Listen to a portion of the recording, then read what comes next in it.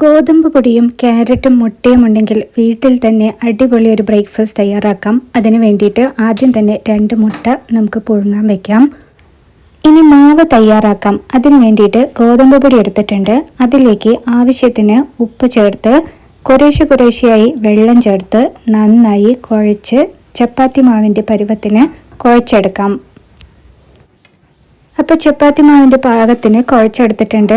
അത് നമുക്ക് മാറ്റി വയ്ക്കാം. ഇനി നമുക്ക് ഫില്ലിംഗ് തയ്യാറാക്കാം. അതിന് വേണ്ടിയിട്ട് വെജിറ്റബിൾസ് എടുത്തിട്ടുണ്ട്. ക്യാരറ്റ് എടുത്തിട്ടുണ്ട്, കുറച്ച് ഗ്രീൻ ബീൻസ്, ക്യാബേജ് അരിഞ്ഞത്, ക്യാപ്സിക്കം, സബോള, പച്ചമുളക്, എരിവിനാവശ്യമായിട്ടുള്ള പച്ചമുളക്, ഇതൊക്കെ എടുത്തിട്ടുണ്ട്. ഇനി ഒരു ചട്ടി ചൂടാക്കാൻ വെച്ച് ഈ വെജിറ്റബിൾസ് എല്ലാം അരിഞ്ഞു വെച്ചിരിക്കുന്നതെല്ലാം അതിലേക്ക് ചേർത്ത് ആവശ്യത്തിന് ഉപ്പും ചേർത്ത് നന്നായിട്ടൊന്ന് വഴറ്റിയെടുക്കണം. ഇതിനകത്ത് ക്യാരറ്റും സബോളയും മാത്രം ചേർത്താലും വളരെ ടേസ്റ്റി ആയിരിക്കും. നിങ്ങളുടെ വീട്ടിൽ കൂടുതൽ വെജിറ്റബിൾസ് ഉണ്ടെങ്കിൽ നിങ്ങൾക്കത് ചേർക്കാവുന്നതാണ്. ഇനി പുഴുങ്ങി വെച്ചിരിക്കുന്ന മുട്ട ഇതേപോലെ കഷ്ണങ്ങളാക്കാണ്. നിങ്ങൾക്ക് ചെറിയ കഷ്ണങ്ങളാക്കണമെങ്കിൽ അങ്ങനെ ആക്കിയിട്ട് എടുക്കാം. ഞാനിവിടെ വട്ടത്തിലാണ് അരിഞ്ഞെടുക്കുന്നത്. ടൈറ്റിലിൽ കൊടുത്തിരിക്കുന്ന പോലെ ഗോതമ്പും ക്യാരറ്റും മുട്ടയും മാത്രം മതി എന്ന് പറഞ്ഞ് ഒരുപാട് വെജിറ്റബിൾസ് എടുത്തു എന്ന് പലർക്കും സംശയം തോന്നാം. നിങ്ങളുടെ വീട്ടിൽ എന്ത് വെജിറ്റബിൾ ആണോ ബാലൻസ് ബാക്കിയായിട്ടിരിക്കുന്നത് അത് ഇതിലേക്ക് ചേർക്കാം എന്നുള്ളത് മാത്രമാണ് ഞാൻ ഉദ്ദേശിച്ചത്. ഇതൊന്നും ചേർത്തില്ലെങ്കിലും കുഴപ്പമില്ല. ഇവിടെ ഗ്രീൻ ബീൻസും ക്യാബേജും ക്യാപ്സിക്കൊക്കെ ഉണ്ടായിരുന്നുകൊണ്ടാണ്. അപ്പോൾ മുട്ടയോടൊപ്പം നമ്മളിവിടെ 5 സ്പൂൺ ടൊമാറ്റോ സോസും കൂടെ എടുത്ത് വെച്ചിട്ടുണ്ട്. അപ്പോൾ നമ്മുടെ വെജിറ്റബിൾസ് ഒക്കെ വഴന്ന് വന്നിട്ടുണ്ട്. അതിലേക്ക് പുഴുങ്ങിയ മുട്ടയും ഈ സോസും കൂടി ചേർത്തിട്ട് നന്നായിട്ട് മിക്സ് ചെയ്ത് തീ ഓഫ് ചെയ്ത് വെക്കാം. ഇനി നമുക്ക് മാവ് ഒന്ന് വട്ടത്തിൽ ചപ്പാത്തിക്കൊക്കെ പരത്തുന്ന പോലെ നമുക്ക് പരത്തിയെടുക്കണം. മാവ് പരത്തുന്നതിൻ്റെ സൈസ് നിങ്ങളുടെ ഇഷ്ടത്തിന് തീരുമാനിക്കാം.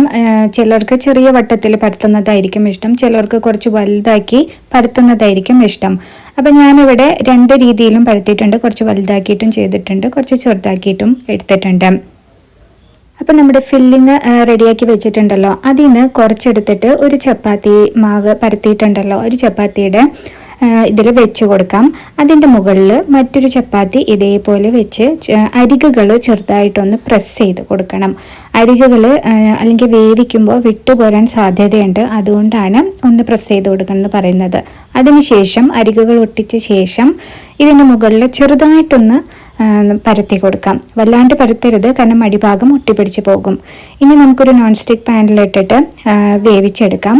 ഒരു ഭാഗം വേവിച്ച് കഴിഞ്ഞ് കഴിഞ്ഞാൽ മറുഭാഗം നന്നായി മുരിഞ്ഞു വന്നിട്ടുണ്ട്. അതിൻ്റെ മുകളിലേക്ക് കുറച്ച് ബട്ടറോ നെയ്യോ എണ്ണയോ നിങ്ങൾക്ക് ഇഷ്ടമുള്ളത് ചേർത്ത് കൊടുക്കാവുന്നതാണ്.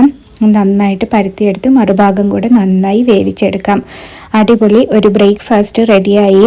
ഇത് നിങ്ങൾക്ക് സ്നാക്സ് ആയിട്ടും കഴിക്കാം, അതേപോലെ ലഞ്ച് ബോക്സിൽ കൊണ്ടുപോകണമെങ്കിൽ അങ്ങനെയും ചെയ്യാം. അപ്പോൾ എല്ലാവരും ഇത് ട്രൈ ചെയ്ത് നോക്കിയിട്ട് നിങ്ങളുടെ അഭിപ്രായങ്ങൾ ഞങ്ങളെ അറിയിക്കും.